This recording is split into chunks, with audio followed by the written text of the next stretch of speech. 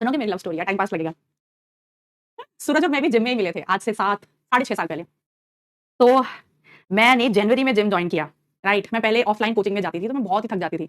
सुबह जाते थे वहाँ पे आकाश में, नारायणा में थी मैं आकाश के बाद। तो सुबह जाते थे 10-9 बजे घर से निकल जाते थे और रात को 9 बजे ही वापस आते थे। तो बहुत फटीग होने लगा था मसल्स में, खड़े-खड़े रहते थे, सारा दिन पढ़ाते रहते थे। तो फिर हमने लगा यार जिम जॉइन करते हैं, मसल्स में स्ट्रेंथ लेके आते हैं, तभी तो पढ़ा पाएँगे। तो फिर जनवरी में मैंने जिम जॉइन किया। तो भाई जिम जॉइन किया, पहले 2 दिन तो मैंने ध्यान ही नहीं दिया। अब भाई इतना लंबा-चौड़ा लौंडा है, अब ध्यान तो जाता ही है। तो थर्ड डे मेरा ध्यान गया, ओहो! ये कौन है खड़ूस सा? तो आपके सूरज सर ना वैसे तो बड़े बड़े प्यारे से हैं, बट शुरू में जब कोई देखता है ना, पता नहीं क्यों ऐसे खड़ूस टाइप के लगते हैं। तो मैंने देखा शुरू में, भाई ये कौन है खड़ूस सा लौंडा? तो खैर चलो, कोई नहीं, 1-2 बार देखा। तो फिर धीरे-धीरे सूरज धीरे-धीरे मेरे को जिम मारते हुए देखते थे। मैं शुरू-शुरू में बड़ा मस्त जिम करती थी, मतलब एक बार में 25 पुशअप्स मार देती थी और जो है डंबल भी साढ़े 12-12 किलो के एक डंबल से मैं जो है चेस्ट प्रेस करती थी। तो तो सूरज देखता रहता था, भाई ये कौन लड़की आई है नई जिम में? तो सूरज की एक आंटी थी जो जिम में आती थी।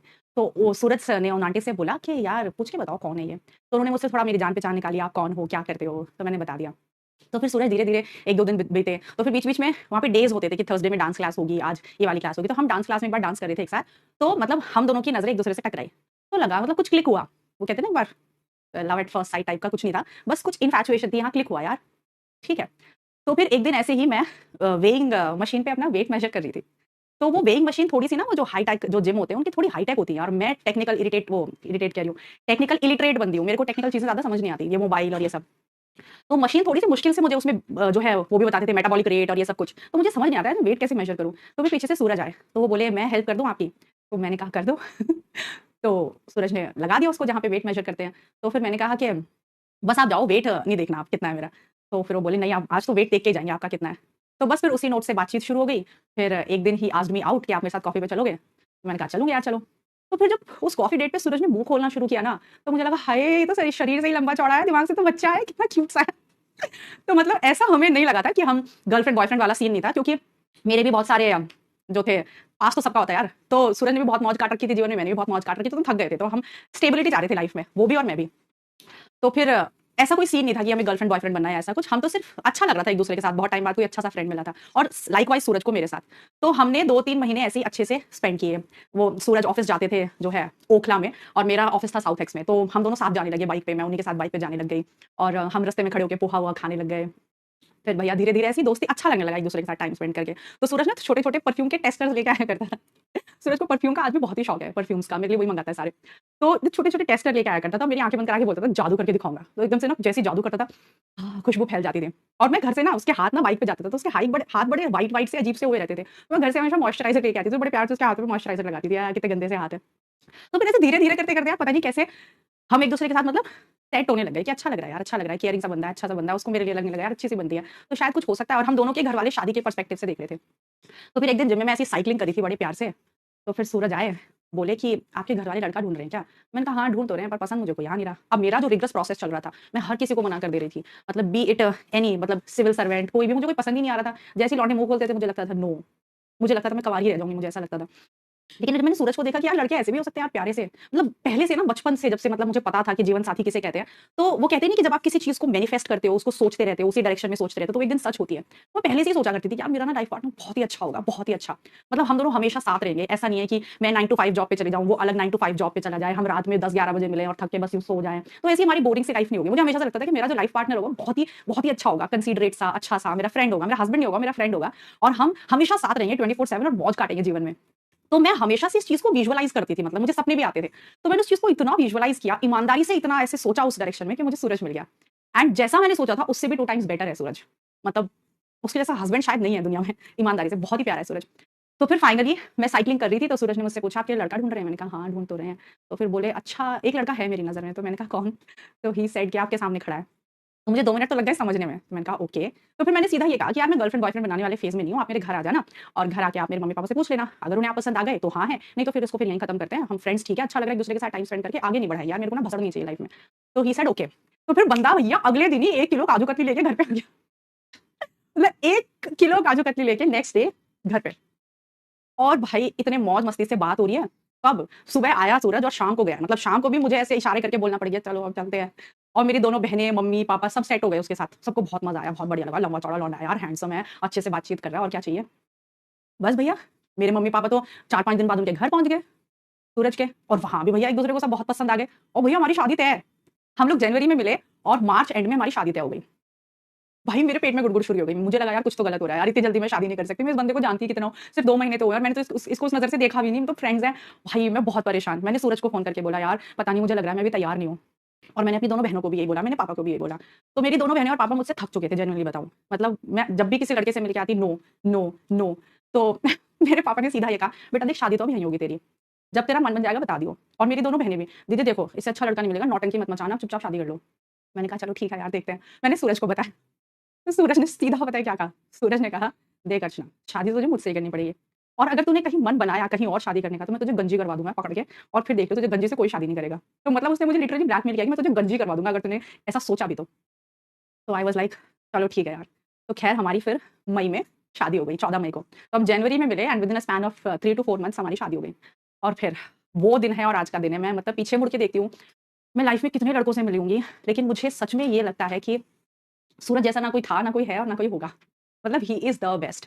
तो मतलब ये जो मैंने तुम्हें स्टोरी बताई ना, ये मतलब जो मैंने फील किया ईमानदारी से यार, अगर आप सच में किसी चीज पर भरोसा करते हो ना कि आपकी लाइफ में ऐसा होगा होगा होगा हर दिन, और चाहे कितनी भी मुश्किलें आ जाएं, आपको कितनी भी एक टाइम ऐसा था कि जब मुझे सही में पसंद नहीं आ रहे थे लड़के, कोई एक अजीब सी बात कर देता था। मैं जाट कम्युनिटी से हूँ, मैं जाट हूँ और हम यूपी के जाट हैं और सूरज ब्राह्मण है, तो हम जाट कम्युनिटी में देख रहे थे ऑब्वियसली लड़के, तो मुझे कोई भी नहीं पसंद आता था, मतलब कोई भी नहीं, द मेंटालिटी या फिर कोई कुछ ऐसी बात कह देते थे कि चलो कितना लेन देन करोगे, या फिर कई बार ऐसा कह देते कुछ और कह देते थे, तो मुझे बहुत इरिटेशन हो जाती थी। तो मतलब लिटरली मैं बहुत लो फेज फील करने लग गई थी कि मुझे ऐसा लगने लग गया था शायद मेरे को जैसा मैं लाइफ पार्टनर इमेजिन करती हूँ वो है ही नहीं दुनिया में, तो मुझे वो मिलेगा ही नहीं, और जब तक वो नहीं मिलेगा ना मैं शादी नहीं करूंगी। तो उस दौरान मेरे से सब नाराज हो गए थे, मतलब मैं इतना लो फील करी थी कि मैंने जॉब भी छोड़ दी थी, मैंने आकाश से लिटरली जॉब छोड़ दी थी।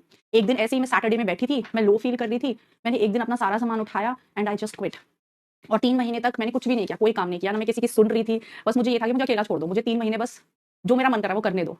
उस दौरान मुझसे सब नाराज हो गए थे, मेरे मामा जी, मेरे फूफा जी, इवन मेरे पापा, की भाई इस लड़की को चाहिए क्या, समझ नहीं आ रहा हमें।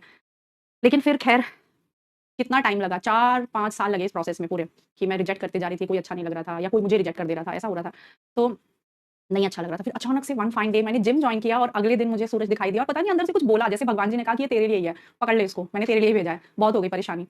तो मैं ये कहना चाह रही हूँ बेटा आपको कि beat anything in your life, आप डॉक्टर बनना चाह रहे हो, आप जीवन में कुछ और करना चाह रहे हो, आप एक ऐसा अटूट भरोसा रखो कि चाहिए तो यही चाहिए वरना कुछ नहीं चाहिए, और उसके लिए फाइट करो। मैंने फाइट किया, मैंने अपनी लाइफ, मेरे लिए सबसे इंपॉर्टेंट चीज पता है लाइफ में, पैसा और करियर से भी ज्यादा जरूरी मेरे लिए मेरा लाइफ पार्टनर था हमेशा से। मुझे ये था कि ठीक है यार जॉब तो मैं अच्छी कर लूंगी, इतना तो मेरे अंदर टैलेंट है, पैसा भी मुझे मिल जाएगा, लेकिन मुझे अपना लाइफ पार्टनर अच्छा चाहिए जिसके साथ मैं बुढ़ापे तक मरूं, और मुझे वो मिला।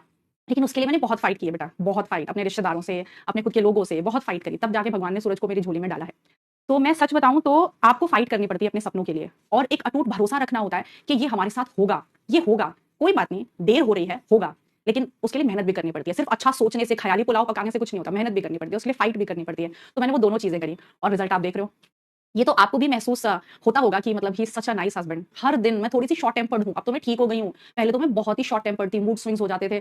पर सूरज ने आज तक, मतलब हमारी शादी को 6.5 साल हो गए हैं, कभी भी मतलब शाउट करना तो छोड़ो, मतलब सूरज ने कभी ये भी नहीं कहा यार रचना यहाँ छोड़ के यहाँ बैठ जा, ऐसे तेज आवाज में भी बात नहीं करी। And he takes all of it, जो मतलब मेरी हर चीज का ध्यान रखना, मुझे क्या चाहिए, अब मतलब जो मैं बोलती भी नहीं उसको वो भी पता रहता है, इसको ये चाहिए, वो पहले से मंगा के रख देता है। दोनों बच्चों को इतनी अच्छी तरीके से मेरे साथ पालने में हेल्प कर रहे हैं, मतलब हैट्स ऑफ। मतलब भगवान जी ने जो दिया ना वो, मतलब मैं बता नहीं सकती मुझे क्या मिल गया है। और अब मतलब लाइफ में इतनी सेटिस्फेक्शन है कि कुछ भी नहीं चाहिए, जो नौकरी मेरे पास है वो बढ़िया लग रही है, वही करनी है, ना इससे बड़ी नौकरी चाहिए, ना इससे ज्यादा पैसा चाहिए, कुछ नहीं चाहिए, बस यही चलता रहे।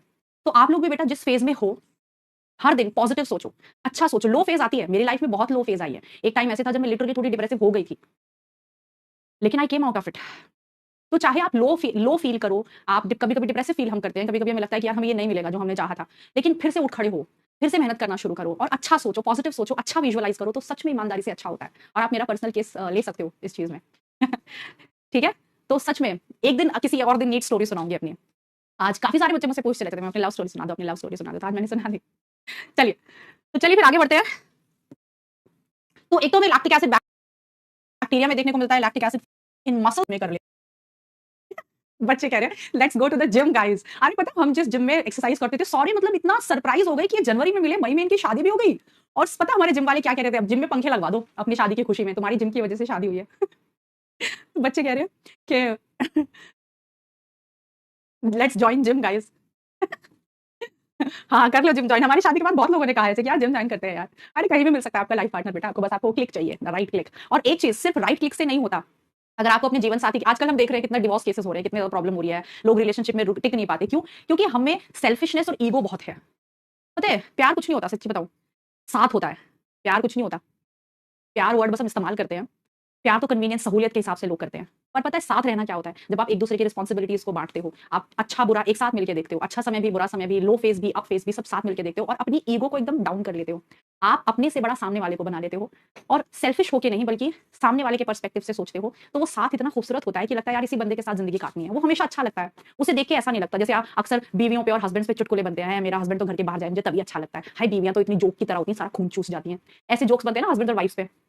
लेकिन साथ वही प्यारा है कि जब आपका हस्बैंड आपको देखे तो उसे अच्छा लगे, हाँ ये है मेरी बीवी यार, और उसे देख के हमेशा अच्छा लगे, वैसे अंदर से यूं ना देखे थोड़ी सी मुंह वाली आ गई मेरे सामने।